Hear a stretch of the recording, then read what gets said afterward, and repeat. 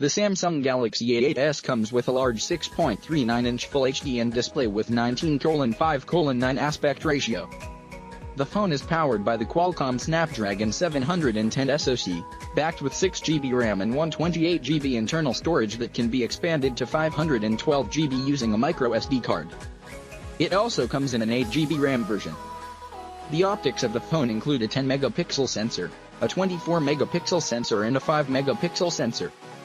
Towards the front is a 24-megapixel selfie camera.